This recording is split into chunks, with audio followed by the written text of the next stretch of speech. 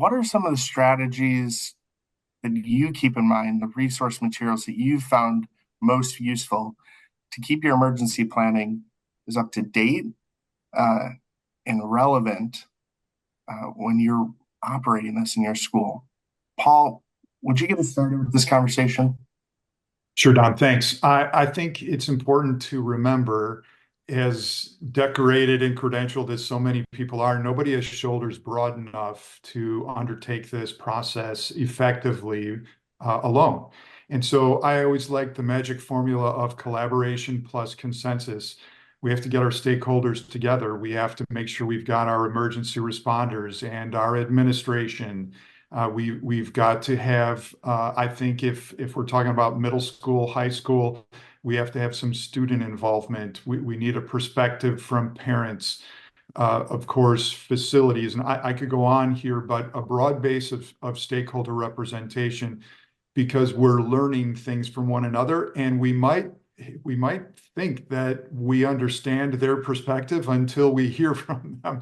And so that collaboration plus consensus, once we get a group together, we are in America. We're probably not going to get unanimity, but we could get consensus. And I always say this: as long as the arrow is pointed in the right direction, I like the course that we're heading in.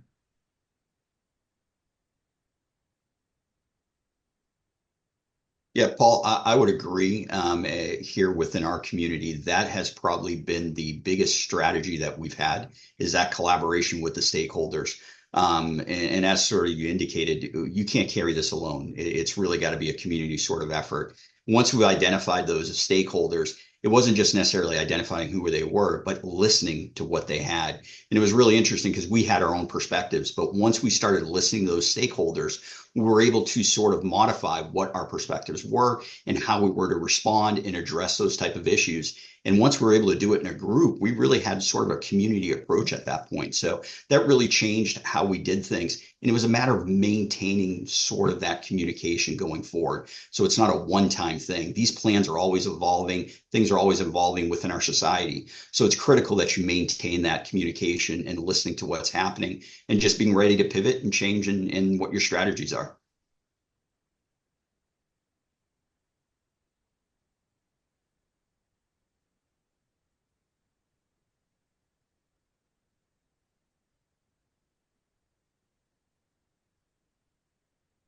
I'll go ahead and jump in and add something here. So, from the FBI perspective, I'll echo exactly what was just said. Collaboration is key. You got to start early, bring those stakeholders in. But there are a lot of resources that are out there at the state and federal level. So, make those connections, reach out to establish those connections early on, and then leverage those resources. Bring them in. There are grants that are available at the federal level for security assessments and for security procedures and physical security components. So leverage those, because as when everyone starts looking at security, the biggest thing is the cost. What's it going to cost all the time? And so there are resources out there to provide that funding. So don't let that scare you. Start that collaboration early on so you can help alleviate some of those fears and get everybody on the same page. I'm interested to hear from the group. Something as I travel the country and work with school leaders is you sort of write the plan or you do the new annex, and then it goes on the shelf. How often should schools be thinking about these things, dusting them off, pulling them off? How do you make it so it's not collecting dust, so it's part of the lifeblood of the school? Anyone have any thoughts or seen any successes in that area? I'll jump in here. I think it's important that it becomes part of the culture. Um, when we look at what's important to us in any facet, whether it be in our professional life, or in our personal life, right? It's what do we spend our time, money, and resources on? And so when we think about how do we make this a priority, it really has to be a culture, and it has to be a part of the fabric of the organization. Just like we do fire drills, and in most states there we do them not because we really want to, but because they're mandated by law. But we over time and over years we forget about the mandate by law because of the repetition. It has now become a part of the culture. And so we kind of put on the shelf the requirement by law, just because we've done it in that repetition time and time again, it really becomes what we do in our building as a part of our culture. And I think organizational leaders have to, if they don't have that as a part of the culture, right, then it's on the leadership to make the pendulum shift so that it does become a part of the culture, right? It becomes just like when you walk past a student, you say, hey, how are you? How was your day? Great game last night, or a good concert, or all of those things that you do from a culture perspective, so that people have that sense of belonging. People want that sense of safety, right? They want that sense of, we don't want anything bad to happen here, but I feel that if something bad does happen, we're prepared to address it and respond to it. And so it really has to be part of the fabric of the organization, no matter how big or how small. Whether you're a smaller organization where you're more cohesive and together, or you're a large organization, you're spread out amongst, campuses across 40 square miles, with 3,000 employees. That large organization still has to have that same small organization feel and culture and connectivity. Yeah, I think it's easy, Don, for administrators to look at emergency response and planning as something that's on a checklist. We've done it. I checked it off. And of course, none of our safety directors who are represented here would look at it that way. And if there was a silver lining in the pandemic, it's that voices like the safety director, maybe on the medical side, the nurse, were elevated, and those people had a seat at the table. And we really want that to continue, because if lost, if I have a safety director who reports to an assistant superintendent who reports to, so we're far enough down the line that we're only going to be called upon when something bad happens. But what we really need is that representation at all times.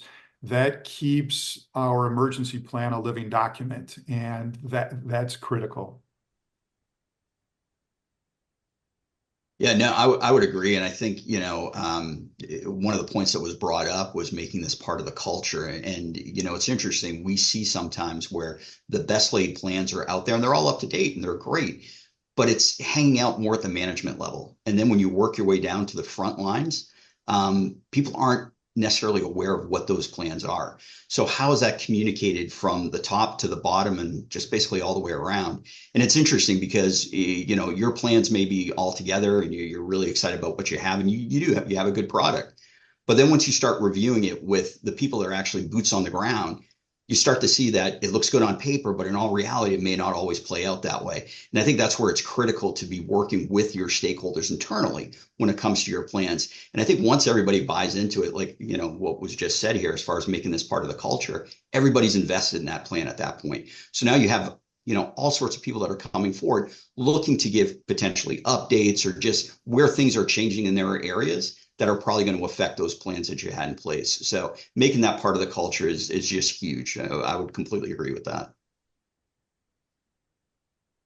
Yeah, I'd say excellent points all around. Making it part of the culture is key. That starts at the top with the leadership, getting that buy-in from everybody early on, right? So they can have it, that sense of ownership over it. Because looking at the crisis response plan for the first time during the crisis is what we see all too often, and that is completely inadequate, and we need to get away from that. Unfortunately, it's the world we live in today, that they have to become familiar with these crisis response plans beforehand. But as was said, it's becomes part of that culture. Now they have that sense of ownership. If they see things that don't work, maybe they have a better ideas of the way to evacuate the school or how to lock down procedures can go, then they're going to know that they can make those edits and incorporate them in. Then they have that sense of ownership. But also being familiar with the plan, but exercising that plan is also key. And that, again, starts at the top, to routinely exercise that plan so everybody knows what to do, when to do it, and how to do it. I'll just add one more comment. I think organizations, we've gotten really good at collecting dots, and we don't do as well as connecting dots. And again, having the plan and the plan sitting on the shelf, yes, we've collected it, But to Rick's point, down the organization from, building leadership or central office leadership to the 5 hour a day cafeteria monitor, does that employee, does that staff member know the plan? Have they ever seen the plan? Has anybody ever talked to them about the plan? Or do we limit that connectivity at a certain level and we forget about support staff and other folks within the organization? So one of the things I shared all the time as a trainer was, when the time to perform has come, the time to prepare has passed. And so we really need to get people prepared long before bang happens. And organizationally, we need to prioritize that piece as much as we prioritize state testing and college readiness and application and all those things, because we all know if kids aren't safe, they aren't learning. One of the themes I heard you talk about is collaboration. Can you talk to me about how the schools you work with, the districts you work with, are collaborating with the folks inside the school, but also local first responders, emergency management, professional city leaders, and other school safety stakeholders to help amplify your work? How is that happening? And what are some of the lessons learned? Yeah, no, that's a great question, and honestly, on our end, we feel like really it's a cornerstone of how we operate. We base a lot on how we work as a community, because as was said earlier on, you can't do this all on your own. It's really a community sort of response, especially in the initial stages. Early on, we created almost like what we call a Hersheyanity crisis team, where we looked at our own internal stakeholders to try to figure out who are the key people that we need to get that buy-in to sort of how we would respond during an incident. Once we had sort of established that, we started to take a layer approach. We're like, okay, well, who's outside of our internal community? And that's really where our first responders came in: fire, EMS, police, and started to collaborate and identify who those individuals were and started bringing them into that circle. Once that was established, we took another step further and we looked at it from a community standpoint. Who are our stakeholders within the community that would actually be affected by these things, or we could leverage should we have something, and how could we help them? And once we were able to bring them in and sort of show how we would all help each other, we started getting that buy-in and we started working closely together at that point. Once that was established, we took a step further. We started looking at it as, what is it from the state or the federal level that we could bring in and start to work with them? We've now established this working group where when we do have an incident or something should come up, we have all these stakeholders already identified and we've already been working with them. The key thing was not just establishing who they were, but cultivating that relationship. So even if we don't have things going on, we meet on a regular basis. We discuss, what trainings we may have, what resources are available, and we're always exchanging those type of things. And we're always sort of looking to enhance what we have and how exactly would our community benefit from this and what can they capitalize on what we're doing. So we've kind of created an entire community team now that's going forward. And really at this point, we depend on each other quite a bit in helping support ourselves should something occur. So definitely the opportunity to build that team is critical, but I really feel cultivating that relationship with all those individuals. It's not just a Rolodex of numbers that I have. It's people that I already know and we communicate and we work with, and we know what we have to be able to benefit and sort of help each other there. So it's definitely an area that I highly promote in being able to create within your own communities. Yeah, that's a great point, Rick. We do some of the similar things here. Internally, we have what we call a CERT team, which is at district level folks who are part of some of the implementation of things and response of emergencies or crises within the district. But certainly, we always work with our outside of what I'll call them outside agencies. And we tabletop as municipalities and organizational leadership, because again, we see far too many times in especially incidents of violent critical incidents where, right, the gap really comes down to communication, right? Folks, they don't know who that person is that you spoke about, right? So they're finding out in the crisis who the PIO is for the municipality, or who the incident commander is for the school district, and trying to get those people and get a hold of those people and get them to the emergency operations center, or all of those things that have to take place. Whereas if those relationships and those working relationships are already established, we've already talked to that PIO. We've already talked to that incident commander from the school district. We understand the expectations. We understand who's in charge of what area of the incident, right? There is the logistics of the school or the educational facility, and then the emergency responders, and who's from both of those organizations are leading what task, and working together to make sure that those tasks are getting completed. And when it comes time for those media briefings, who's saying what, right? So that we're not stepping on each other's toes. We're not getting ahead of ourselves with information, or information that was put out there that's either wrong or not so correct. And so I think it's important, those relationships that you talked about, for organizational leaders, if they have not done so, to again make it a priority to build those relationships, make those contacts, invite those folks in, so that you can have those relationships and those conversations and understand who's going to be responsible for what. And so that when an incident does happen, it really is the flow of the logistics of the operation. And so that you get those better results, and you have that you lose that communication gap. You lose that communication gap, because everybody is understanding the responsibility prior to, and we're not figuring it out as we go. And oftentimes, when you try to figure it out as you go, you invite more problems, right? More opportunities for things to go wrong, because you didn't think about this, or this wasn't planned out prior to, and you're not really running through to make sure that you've done the things that you need to do for this particular incident. And so those relationships are huge on the beginning, in both as the organization and the emergency response support and resources that are coming to help you.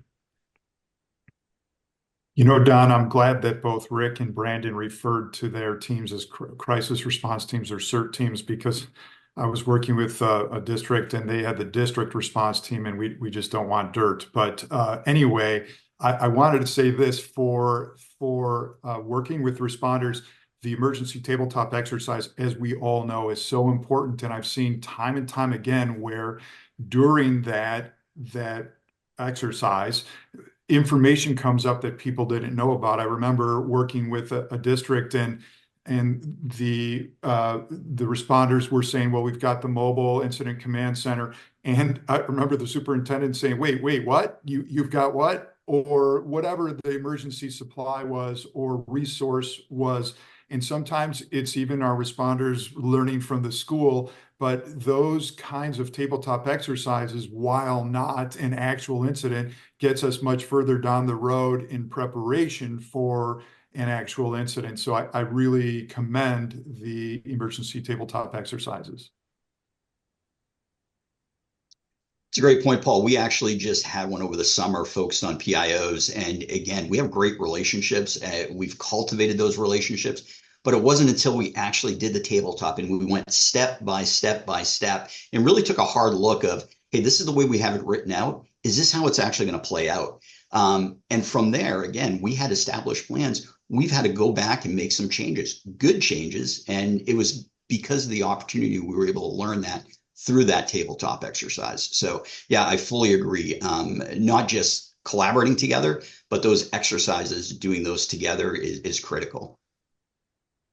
I've also seen schools do a variety of other things. Sometimes, and again, it depends on your situation, rural, urban, suburban, but occasionally I'll find local law enforcement will conduct unannounced visits, or will have first responders night at a football game, so community can meet first responders and they actually get an attagirl and attaboy for being who they are. And so there's so many creative ways that we can do this. Let let your imagination run, and let's be specific in those kinds of settings. I think it's also important, when we talk about collaboration, there is certainly a component to community collaboration, right? Like how do we, right? Parents want to know that when they put their son or daughter on the school bus or drop them off in the car line, that the school is prepared to make sure that kid returns back home the way they sent them to school. And I think sometimes in an effort, while we should protect the integrity of our plans, right? We don't need to get into the weeds of specifics, but parents should have a knowledge base that we are prepared, right? And we should be able to share that information so that they have that confidence that when they put them on the bus or drop them off in the car line, if something happens, I'm confident the school is going to be able to handle it, and then they're going to tell me what I need to do to come get my kid. Parents critical in the process of um, having awareness to it, and one of those community members that can be very additive. I've heard us talk about public information officers, parents, first responders. What are some of the other community partners that you've seen schools work with? Maybe that are unique or novel. We have 130,000 schools in this country with a diverse set of needs, some rural, some urban. What are some of those unique partners, or do you have any examples like that that school leaders should consider? Well, absolutely. We sometimes have parks and recreation groups using our facilities, or we're using their facilities. We have Girl Scouts, Boy Scouts, church groups. There's it feels like the school is the center of the community, and so as a result, not only are people using those facilities, but people care about and depend on it being safe just from a community standpoint. So bringing in anybody who sometimes the school's the reunification site for name the entity.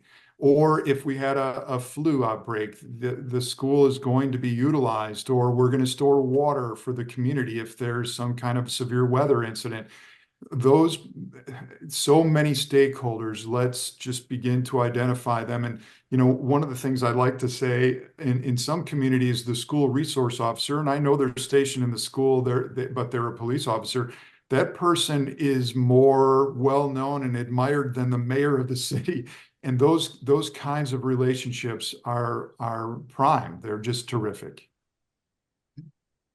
I'll add one of the groups that I made it a point and establish a somewhat of an internal community group is I have a high school student safety committee that I meet with monthly, and right, because they are embedded and ingrained into the every minute functions of our high schools, right? And so while I think I may have an understanding of what's going on, they often paint a very clear picture of what is happening inside our buildings on a lot of different fronts, right? What's happening good, what's happening bad, what's happening behind the walls that nobody really knows that is happening, but it's happening consistently.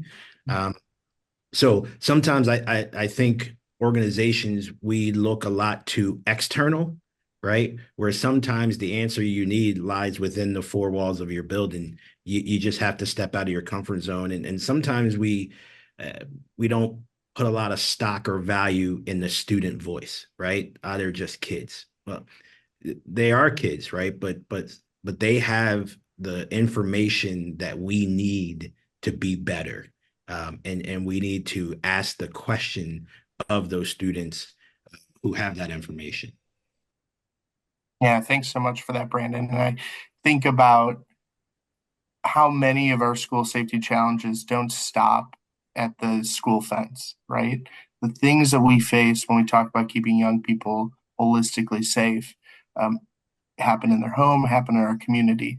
So when we think about collaboration, we think about partnerships, and we think about the challenges that we're facing, those two things, there's a lot of parity and overlap between them. You know, it's Okay. interesting. We tapped a lot into our private sector. So like our Hershey Park, our Giant Center, all of Hershey Entertainment Resorts, Hershey Company. And sort of as you indicated, it becomes sort of a community involvement. So when our kids are in those settings, we already have stakeholders there that are already invested in the well-being and the safety of our kids. And that's able to collaborate, and we communicate back and forth on that. And God forbid something should occur, we've already tapped into that private sector where they're willing to step up and be like, what do you need? What resources do you need? Because we have stuff that maybe is readily available that we can offer. So we're always finding that all of us have these unmet needs, but there's usually someone with our community that does have that resource that we need. And how are we doing it? So private sector is definitely an area that's an area to tap into.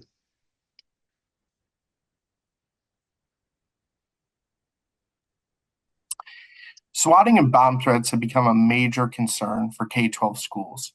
In fact, false reports of an active shooter was one of the most reported school safety incidents in the 22-23 school year. From your perspective, maybe Brian, and we can start with you and what the FBI does.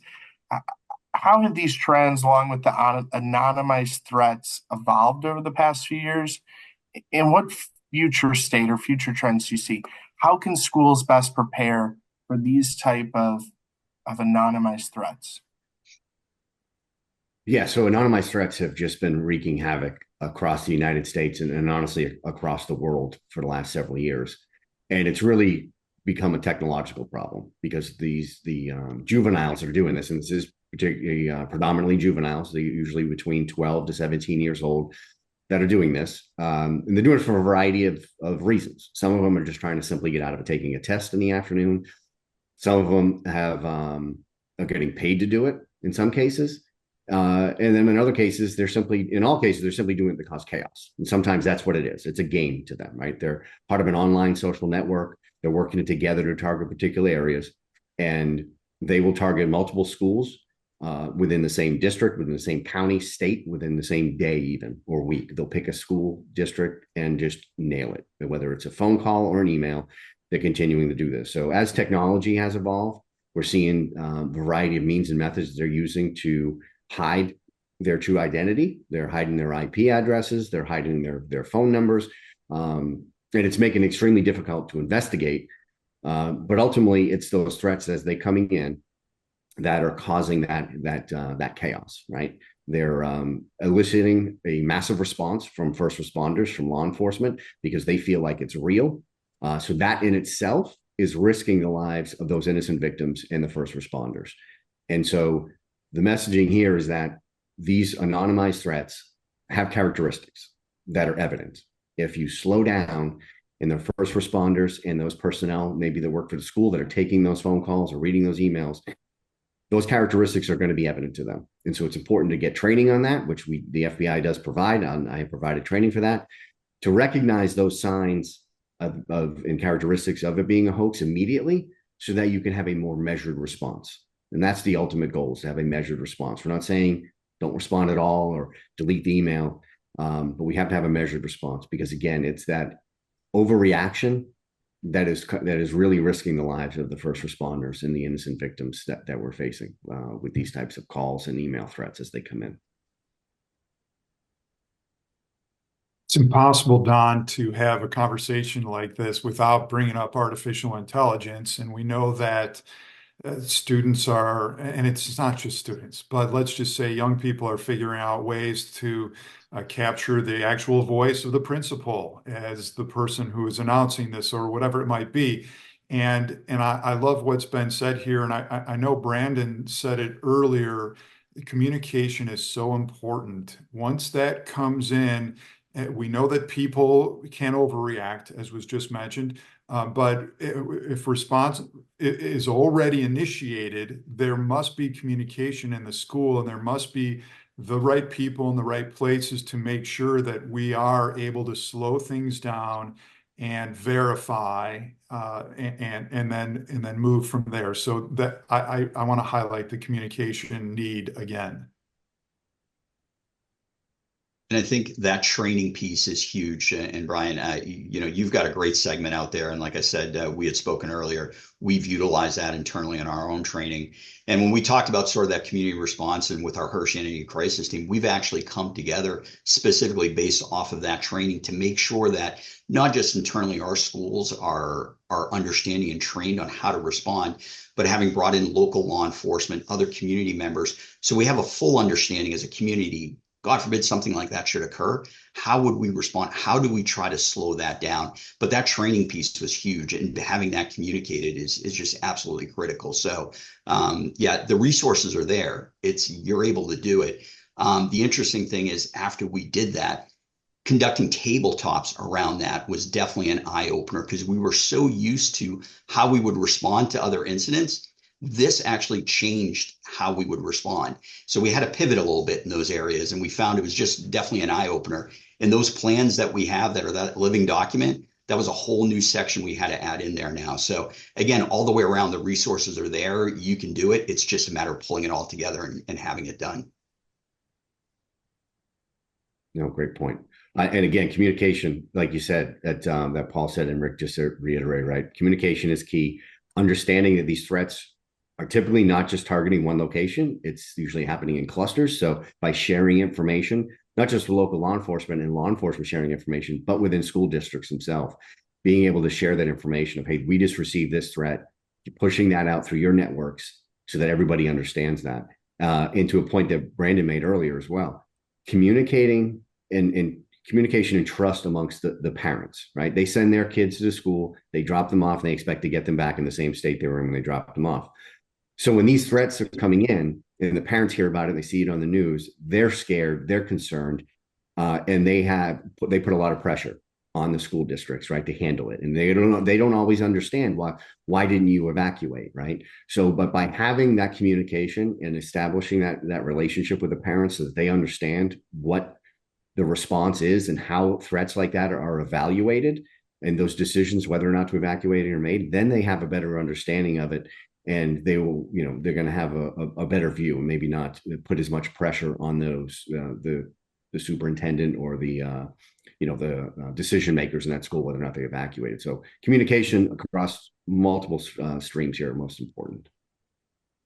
So having worked with school leaders, the conversation around how do we balance our limited resources and budgets, just love to hear from the panel. What suggestions do you have around how can schools make really smart, informed decisions when it comes to acquiring safety and security technologies and products?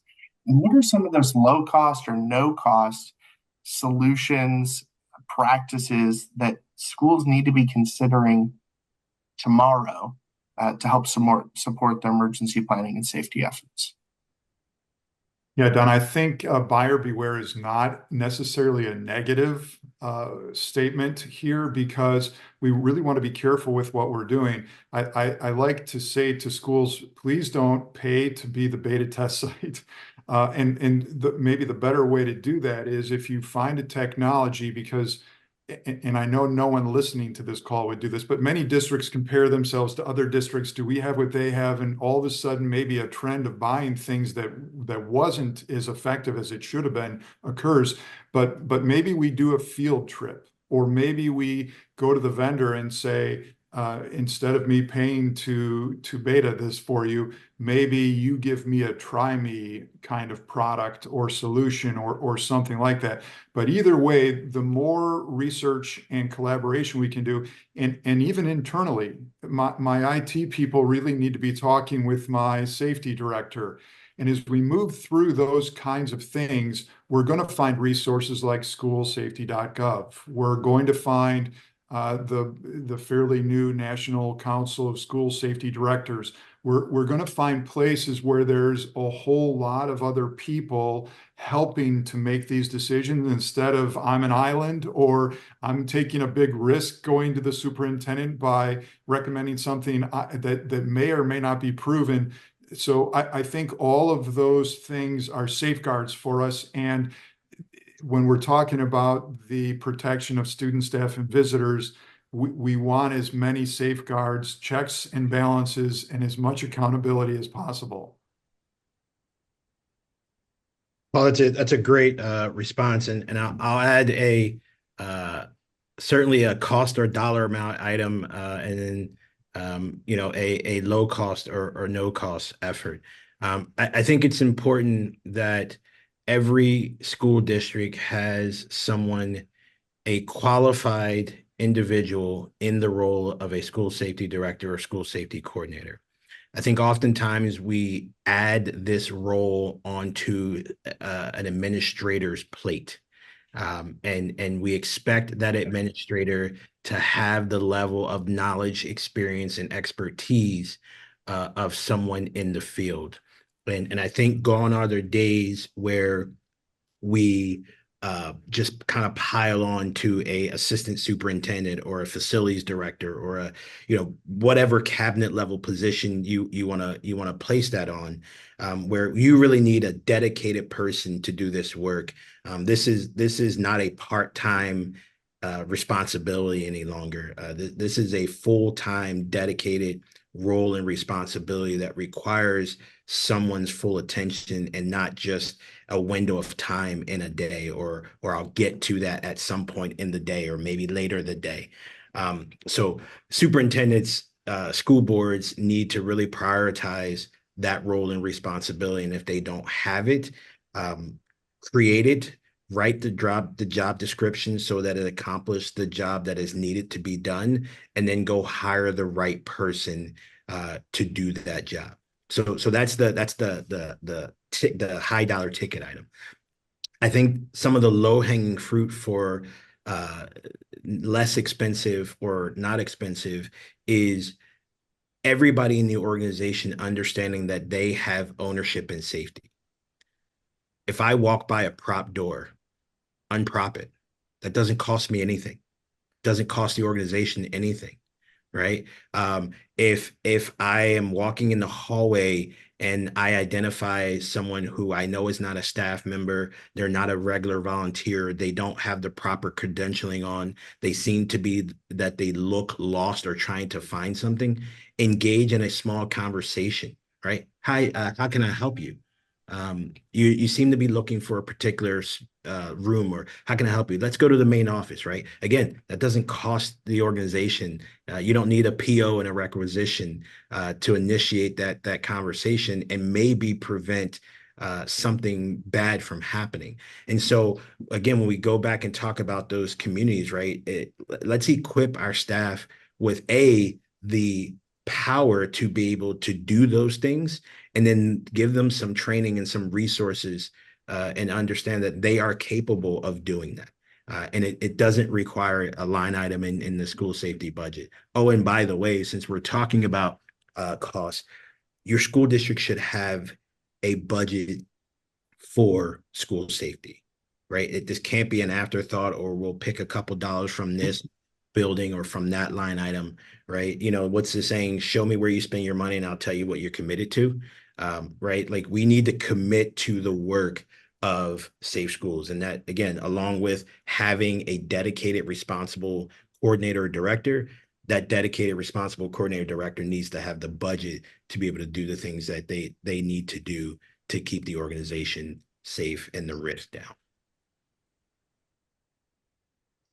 Brandon, I can't agree more, and I appreciate all those points that you brought up, because it's interesting, not just with other schools that we work with, but even here internally. When we talk about systems and what should we put in place, we always look at it from, well, have you really done like an assessment? What do you really need? Not necessarily what the vendor told you needed, but what exactly do you need? And have you created sort of that risk matrix of a little bit of, once you've done that assessment, what risks do I really face in my environment? And then what are that low hanging fruit that I can address? And a lot of times, some of that, we're our own internal risk at that point. So I may have invested X amount into an access control system, but I've got these particular doors that are constantly propped. We are doing that to ourselves. So how do I change that? And immediately within that low hanging fruit, just by changing that culture, changing and empowering those individuals to be able to unprop that door, to sort of address those individuals that they don't recognize in the building. We are enhancing our security systems in our building, even though we may not have invested, or we have. How, as a culture, are we changing that? And that's all free. There's no cost behind it.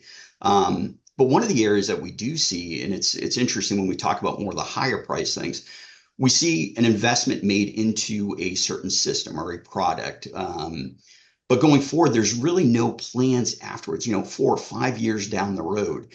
When it's time for an asset renewal or things along those lines, that necessarily hasn't been planned out. So when you talk about creating that budget, that's really where that's critical. Not just having that regular operational budget where you're investing your money, but once you've invested in something, what's the long term going to be? Because there's going to be a continued investment behind it. What's it going to cost? And what are your supports that are in place to maintain and ensure that that system is being supported? But again, there's amazing resources out there, schoolsafety.gov, we've already talked about. And I know other resources are going to be shared with everyone. Stuff is there. You can capitalize on it. It's just a matter of designating the appropriate and trained and qualified person to be able to do those assessments and identify this is what we really need and just start to build off that program. Yeah, I'd just like to add, I think my colleagues here said it perfectly across the board. But I'll say from the law enforcement or federal law enforcement perspective, and the FBI in particular, is that reach out early to your federal agencies, reach out to your local FBI office. We have resources that we can bring in. We can help with free training, which is the big one, being able to come in, whether it's cybersecurity awareness for your school districts, we can help with that. The swatting presentation is free. That's helped a lot of schools develop their safety plans around swatting and the ubiquitous threats, but also the establishment of behavioral assessment teams. So the FBI has been in that world with the behavioral analysis unit, but there are threat management coordinators across the FBI in every field office. And I've worked with teams here around New England to help establish teams in school districts all across New England, Maine, New Hampshire, Massachusetts, and Rhode Island. And it is a free service that we provide. We will work with that school district key personnel to help identify team members and then help build that capacity for a behavioral analysis threat assessment team to be organic to that school district. We've had great success doing that. And again, it is free. We don't take any money to do it. This is what we're here for, is here to help. So I encourage you to reach out to your local FBI field office to do that. Don, the Department of Homeland Security has all kinds of resources, including awareness videos that are brief and engaging. You have standard response protocol through I Love You Guys Foundation. That's no cost. You have the Department of Education has readiness and emergency management for schools. The Partner Alliance for Safer Schools. We've got quite a few non-for-profits that are just providing resources. It's up to us then to take hold of that and implement initiatives. I'll just make my final comments around this topic. I think it's important for school leaders to know they don't have to have all the answers. They just need to know where to go get it.